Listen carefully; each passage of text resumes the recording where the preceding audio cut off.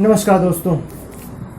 कल यानी 20 तारीख को अगर गलत नहीं हूँ तो आज की जो तारीख है वो 21 अगस्त 2020 है। तो कल इसी समय 10 बजे रात को मुझे मैसेज आता है यूट्यूब चैनल के माध्यम से कि सर मेरा ब्लॉग आप सही कर दोगे क्या, सेटअप सही कर दोगे क्या, जो भी पेमेंट हो आप बता देना। मैंने कहा ठीक है भाई, देखते हैं, बात करते। तो मैंने उनको बोला फ़ोन करने के लिए। फ़ोन पे उनसे बात हुई तो फ़ोन करने के दौरान उन्होंने मुझे बताया कि मार्च महीने में किसी यूट्यूबर के माध्यम से उन्होंने किसी वीडियो को देखा और उस वीडियो के माध्यम से उन्होंने उनसे कांटेक्ट किया। कांटेक्ट करने के बाद उस यूट्यूबर ने उनसे कहा कि आप हमें 2000 रुपये दें, जैसा कि उन्होंने फ़ोन पे मुझे बताया। और ये 2000 रुपये उन्होंने कहा होगा कि मेरे इतना अमाउंट है। 2000 रुपये में उन्होंने ब्लॉग सेटअप करने का बात की, लेकिन उस बंदे ने पेमेंट लेने के बाद उस बंदे का मतलब कि जो प्रमोद जी हैं पटना से, बिहार से बेसिकली, उसका नंबर डिलीट ब्लॉक कर दिया। तो अब ये बातें मैं आपको क्यों बता रहा हूँ, उसके कुछ कारण हैं कि मैं भी एक यूट्यूबर हूँ। यूट्यूबर मैं पहले भी था, लेकिन अब प्रोफेशनली यूट्यूब पे वीडियो बनाने लग गया हूँ। उसके बहुत सारे कारण हैं और मैं आपको कुछ ऐसी जानकारी देना चाह रहा हूँ जो यूट्यूबर या किसी भी व्यक्ति विशेष से आप सामान लेने से पहले सोचें और उसके बारे में पूछें, जो कि एक सामाजिक और एक ग्राहक के एक दायित्व हैं जो कि उसे पूछना चाहिए। उसका हक है, वो क्रॉस क्वेश्चन कर सकता है क्योंकि वो एक कंज्यूमर है और कंज्यूमर कुछ राइट्स होते हैं। अगर आप किसी से भी प्रोडक्ट ले रहे हैं तो आप पहले ये पूछिए कि क्या उस प्रोडक्ट के उसने पहले भी सेलिंग कर रखी है या वो सर्विस पहले भी किसी को और को दे रखा है, क्या उस सर्विस को लेने वाले लोग संतुष्ट हैं, क्या कोई फीडबैक टेस्टिमोनियल है भी या नहीं।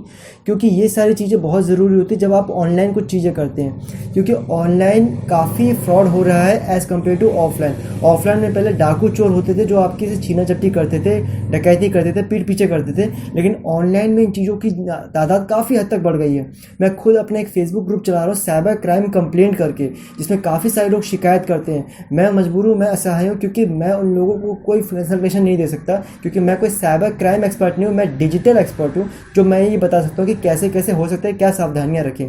साइबर क्राइम एक्सपर्ट इन चीज़ों के काफ़ी पैसे ले लेते हैं या फिर उनके पास पेंडिंग में इतने सारे केसेस होते हैं जो वो रिजॉल्व नहीं कर पाते।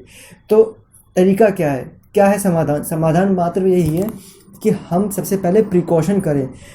प्रिकॉशन करने के बाद अगर बाय चांस अगर आप किसी विक्टिम के यानी कि आप शिकार बन जाते हैं, किसी वजह से आपके साथ फ्रॉड हो जाता है, किसी के साथ गलती हो जाती है, तो फिर आप इन रिसोर्सेज के बारे में पता करके रखें कि कौन कौन इन चीज़ों को, केस को रिजॉल्व करने की क्षमता रखता है, कौन ऐसे साइबर क्राइम एक्सपर्ट हैं, कौन से पुलिस हैं या कौन से ऐसे सामाजिक क्षेत्र के संगठन वाले लोग हैं जो आपकी इस तरह के केसेस में हेल्प कर सकते हैं।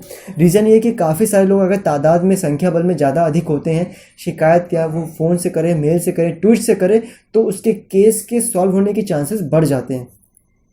अब प्रमोद जी को मैंने क्या सलाह दी, मैंने उनको यही बोला कि अब आपके पैसे तो मैं नहीं निकलवा सकता, ना ही पैसे निकलवाने के लिए आप उस व्यक्ति विशेष का नंबर को ट्रेस करें, अपना टाइम वेस्ट करें, क्योंकि हर एक इंसान दोस्तों मजबूर है अपने दिनचर्या और अपने कार्यक्षेत्र की वजह से।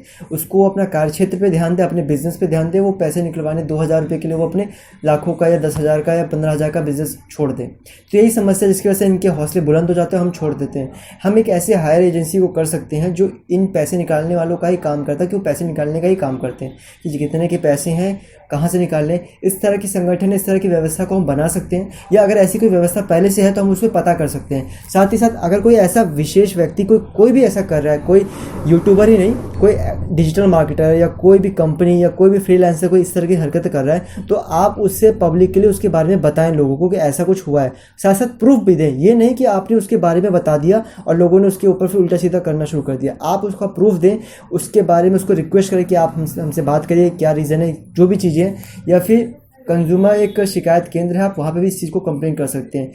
एक बीच बचाव करने वाली एक संस्था होती है जो कि गवर्नमेंट का भी एक रूप नहीं होती है, लेकिन आप किसी भी कोर्ट कचहरी के केस में ना जाएं, बीच बचाव करके काम हो जाए, वो भी ऐसी संस्था होती है जो इस तरह के कंज्यूमर और सेलर के बीच में काम करती है। तो आप उस चीज़ को भी पकड़ सकते हैं या उन्हें कॉन्टैक्ट कर सकते हैं।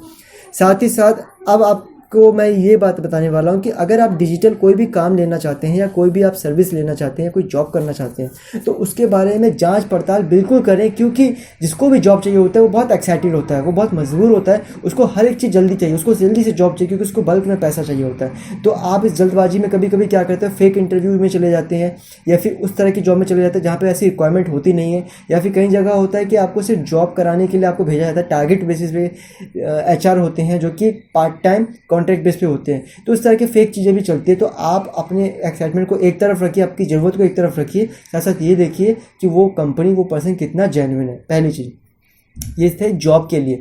अब आते हैं, अगर आप कोई सर्विस लेना चाहते हैं तो उस व्यक्ति विशेष से ये बोले कि सर हमें कुछ डेमो एग्जांपल दें, कि आपने कोई साइट बनाई हो, डेमो हो तो आप बताइए, कोई पोर्टफोलियो हो, कोई कॉर्पोरेट बिजनेस वेबसाइट हो, कोई ई-कॉमर्स वेबसाइट हो, कोई डेटा एंट्री या फिर जॉब पोर्टल साइट हो, तो आप उसका एक पोर्टफोलियो मांगिए, क्योंकि पोर्टफोलियो ये बताता है कि वो बंदा कितना कैपेबल है, या कोई पहले से कोई साइट बनाई हो तो वो बताता है कि कितना कैपेबल है।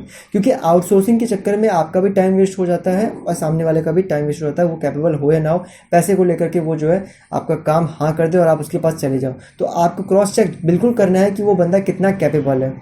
और अगर आप इस तरह की चीज़ें, जैसे कि मैंने आपको बताया, वेबसाइट या कोई भी काम कराना चाहते हो तो उसमें आप ये करिए। साथ ही साथ अगर आप कोई काम ना करा करके कोई ब्लॉग, यानी जैसे कि अभी प्रमोद जी के साथ हुआ कि वो अपने ब्लॉग का थीम चेंज कराना चाहते हैं, मतलब करंट किसी चीज़ पे आप एक तरीके से रिपेयरिंग, जिसे कहते हैं, आपकी कोई टीवी है आपकी ख़राब हो गई तो आपने उस पर रिपेयरिंग कराई, रिपेयरिंग कराने के लिए आप उसकी दुकान पे गए, पता चला उसने वहाँ से आईसी निकाल दी, बॉडी चेंज कर दी।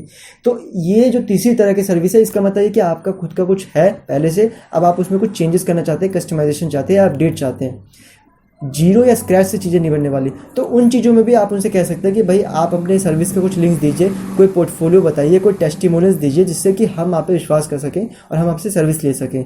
देखिए, सस्ते दामों के चक्कर में कई बार क्या होता है कि लोग कन्फ्यूज हो जाते हैं। और अगर जैसे प्रमोद जी को मैंने बताया, तो मेरा जो चार्ज बताया मैंने वो 9,000 बताया, उनके पास 10 ब्लॉग है, 10 ब्लॉग इस तरह की चीज़ें होती है। उनका जो है वीडियो मिक्सिंग लैब वाला काम है, जिसमें फोटोशॉप, एडिटिंग, ये सारे के सॉफ्टवेयर उनको इंस्टॉल कराना होता है।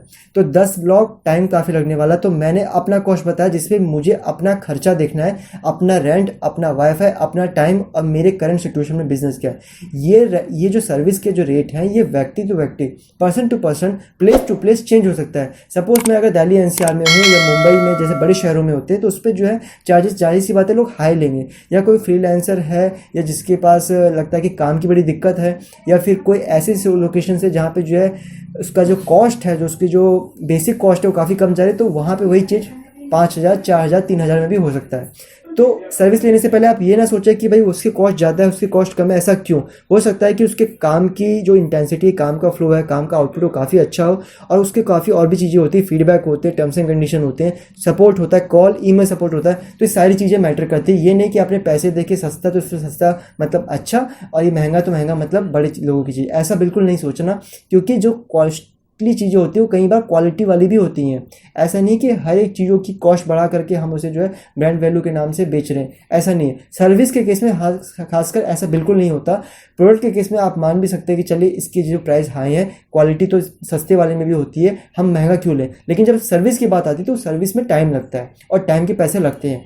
तो ये सारी कुछ बातें थी जो मुझे लगा आपको बतानी चाहिए। उम्मीद है आपको पसंद आई हो। और अगर आपके साथ कोई भी ऐसा फ्रॉड हुआ है, इस तरीके से किसी ने पैसे निकलवा लिए, या फिर किसी ने सर्विस का बहाना आपको बताया कि हमें ये कर सकता हूँ, और उसके बाद लेने के बाद वो आप नहीं कर पा रहे हो क्योंकि लॉकडाउन था, तो प्रमोद जी कुछ नहीं कर पाए। लेकिन मैं चाहता हूँ कि उसके एक्सपीरियंस से, उनके एक्सपीरियंस से आपको सावधानी मिले, आप सचेत हो जाए। वीडियो देखने के लिए बहुत बहुत धन्यवाद।